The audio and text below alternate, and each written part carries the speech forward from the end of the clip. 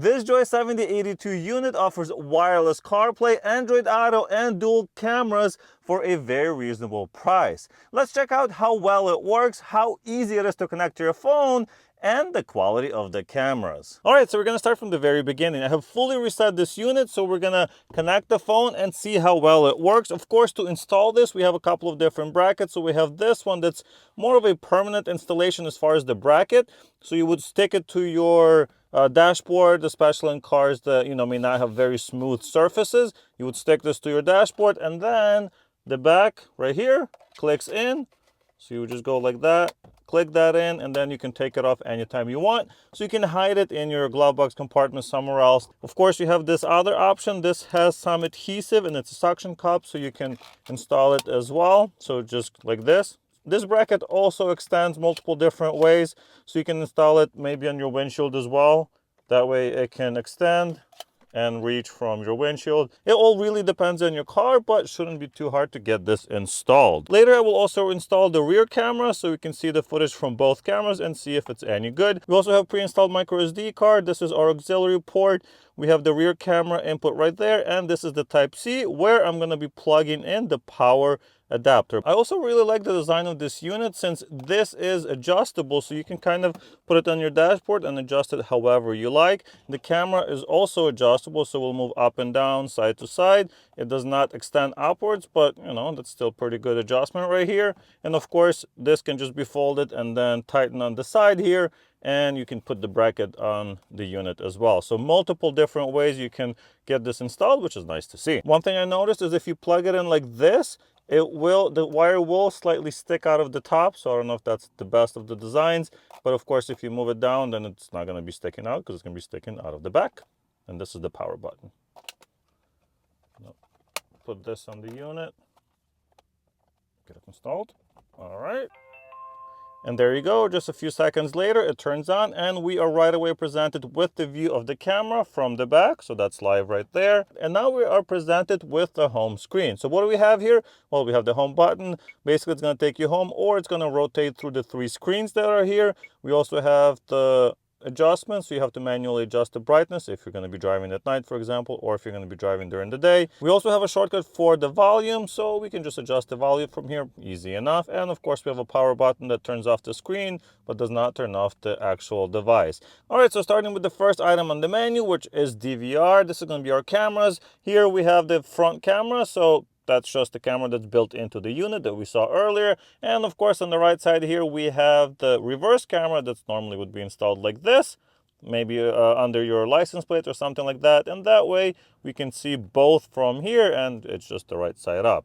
So it's just installed like that, and it's all connected in there. Pretty cool. You can see both of them. It seems very smooth here, but obviously we're not looking at the recording, we're looking at the live view. We also can lock and unlock the video in here. So if you want to save the video without it being overwritten, you can do that here. You can also adjust the brightness, go back home, and we can jump back to Apple CarPlay from this menu as well. And we can mute or unmute the mic so it records audio or it doesn't.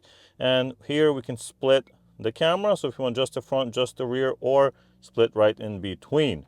Pretty cool. And of course you can pause recording there as well. The microphone's right here, so that's where you would be getting the audio from. Before going to the next item, let's remove this protective film. Oh yeah, so this screen actually looks really nice. It says that it's an IPS, and I'm not sure if it actually is because the blacks are not as black as, let's say, the border, but it does look really nice. Even in a darker situation like this or in the sun, it looks pretty good. By the way, this screen works well with polarized sunglasses. Looks fine at any angle, really. Not bad. This screen is 1024 by 600, and even though they say HD, that's not really HD in my mind, but it looks pretty good. The resolution seems appropriate for the size of this unit, which is about 7 inches. Anyway, let's jump into Apple CarPlay. So we're just going to go in here, and here are all the Bluetooth options, right? So we have Apple CarPlay, we have Android Auto, we have Apple AirPlay, so I'll show you that also. So you just basically duplicate the screen of your phone. We have Android Cast and Bluetooth music. So this one I'm not going to go into. It basically just converts this into like a Bluetooth speaker. So you can stream music directly to the unit without having to use Apple CarPlay. So we're just going to go to Apple CarPlay. grab our phone, go to Bluetooth right here on the phone. So I'm going to do this live. I'm not going to do any cuts or anything. Press on this Bluetooth right here, pair, allow contact sync. Now it says connected, and there it is. So that was as easy as that. So this is the first time this phone connected to this device after a reset. So all of the connections were forgotten and we just did it from scratch. And now this is just standard Apple CarPlay, nothing special. It would be the same as if you were to get it on a OEM vehicle screen. So what can you do here? Well, you can make phone calls, you can receive text messages that are then converted into a voice message.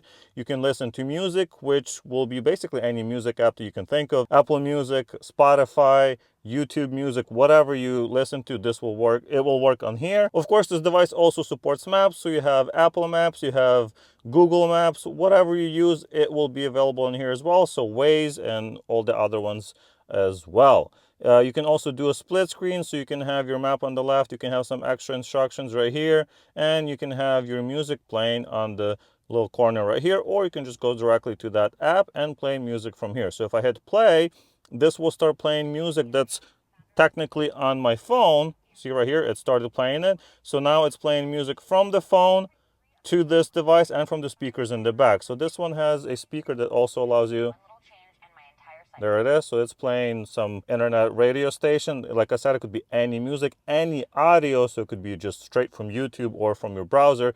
It will play in here as well. So it's standard Apple CarPlay. You can also do podcasts. You can listen to news. You can do WebEx, whatever you like, right? So that's not the point of this video. You can find many videos that explain how Apple CarPlay works, and it'll be the same on here. Now, the only thing that's different here is actually this control panel. So you can go back home.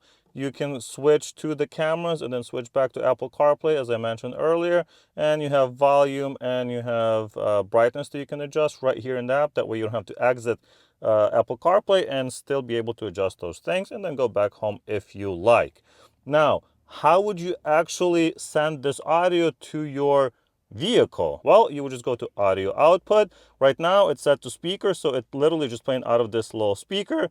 But that's kind of not the point. Although you can use it like that just perfectly fine, it'd be no problem. What is the best way to get this audio into your car is, of course, going to be the auxiliary cable. So you will just plug the auxiliary cable into the back of this unit and then plug the other end into your car. And then it will have the best audio quality since it's going to be a physical connection. The second way is to connect your phone to Bluetooth on your car. So if your car has Bluetooth, you just connect your phone to Bluetooth, and then the actual screen is going to be, the CarPlay screen is going to be on here, but the audio is going to be coming through the Bluetooth device on your vehicle. Obviously, this is a great way to send audio to your car, but of course, not every car has Bluetooth, and if you're buying a unit like this, you might have an older car that will need a different option, and that option is available here. So we have FM. We can switch right here, and this will become an FM radio transmitter that will send audio through FM into your car. All right, I know it's going to be a little bit difficult to see because I'm playing with kind of hard lighting here, but I have set my car to 106.1, just right there. This unit is set to 106.1, okay? So right now, you can hear a tiny bit of hiss if you crank up the volume, and that's just standard like radio station noise. Of course, if we turn that off, so I go back to aux, you can hear that's what it actually sounds like. But if I turn off the FM station, that's what it will do. You have to use the included cable for the best results, since this will be kind of like an antenna as well. But anyway, now that we are connected to the radio, we should probably turn the volume down in the car because that's very loud. Now we can go to Apple CarPlay and we can go back to music and play some radio station. I can't play actual music because I'll get in trouble with YouTube police. But support for KDFC comes from ODC Dance celebrating. And there you go. We have audio coming directly from the car. So what's actually happening? Actually, the audio is coming from your phone. So we are playing a live radio station. Like I said, it could be any audio on the phone that's being sent to this device through Bluetooth. Then this device is sending the audio through FM into the car.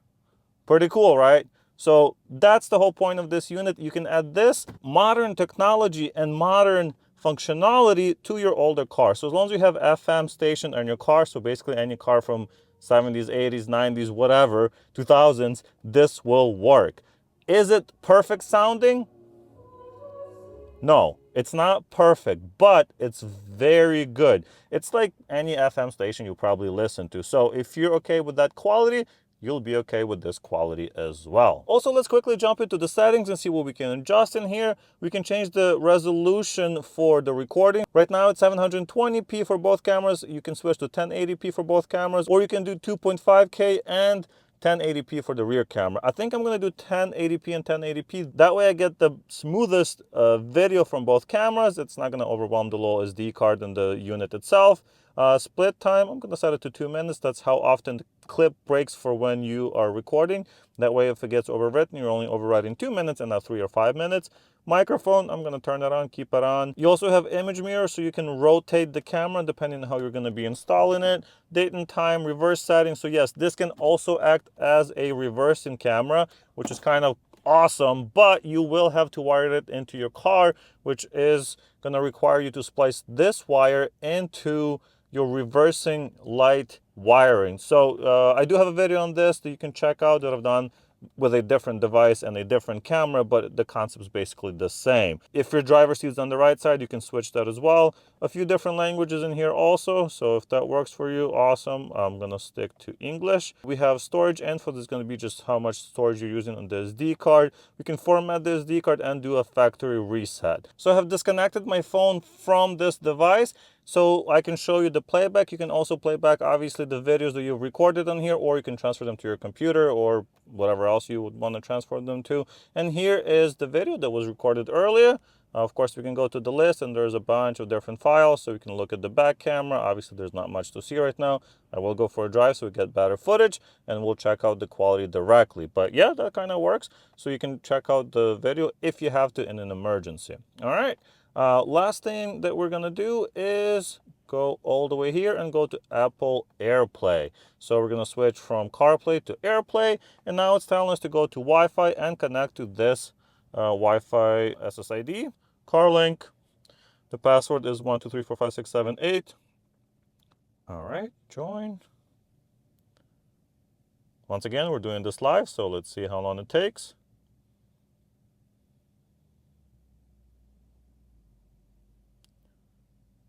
Okay, so it should connect any minute. This is the first time I'm doing this, so let's see. I think it's actually connected. So we're gonna go to screen mirror. We're gonna do smart screen. And there it is. So now we are mirroring this phone to this device. Now, if I'm gonna go right here, let's say we're gonna open up YouTube. So you can see it's actually using full screen right here, which is nice. Okay, now if I go like that, it's not using a full screen. As you can see, there's a border around, but it is transmitting the video directly to this device now. And of course, it's playing through the car as well through the FM. I can't, once again, play it, but hey, that works right there. Pretty cool. And we can just do anything else we like. We can do a PowerPoint presentation and all these other cool things. But that's basically it on this device. Of course, I'm going to go for a drive and let you know what the footage is like, but that's going to be just cut into the video right here. I wasn't expecting a lot from the cameras that are built into a CarPlay unit, as realistically that's not what this is made for, but it doesn't look half bad. The front camera captures decent video, but the lighting conditions and angles have to be right to be able to read license plates or anything more detailed like that. The rear camera does surprisingly well. It clearly doesn't have the same internal resolution as the front, as we can see the quality decreased slightly even though both are recorded in 1080p. At night, direct, bright lights are hard to deal with, but as long as the scene isn't overwhelming, it can be useful. The front camera allows us to see what is happening at night, even on roads with no lights, and does even better with a somewhat lit intersection, like you can see here. Alright, so it's gone dark outside and we reviewed all of the features, but what do I actually think of this little device? Well, I really like that there's 3 ways to install it. I like that it's easily removable and you can easily put it back on. I like that the screen is foldable just like that, so you can adjust it on almost any dashboard and it will work. I also like that there's 4 ways to get audio out of this system. That's pretty nice. The screen mirroring works well and pretty quick to connect. Of course, we get good quality cameras on the front and on the back. At least for this price, it's a very value-oriented device with a lot of high-end features. Of course, maybe the screen's not the most high-end, but hey, it works pretty well for what it is. I also wish it was maybe one of those skinny, long profiles. I do prefer those, but for the 7-inch device, I think it's pretty nice. It's not too bulky. It doesn't stick out too much at all. I also like that it comes with a 64 gig micro SD card that's included. And of course, it's compatible with basically any vehicle, especially since it supports, I believe, from 6 volts to like 24 volts. Pretty nice to see. You can install it on anything that you want. And it even supports the reversing camera. So if you'd like to check out more information, click on the link below. There will be a discount code there as well if you'd like to purchase one yourself. Thank you so much for watching. I really appreciate it, and I'll see you in the next one. Bye.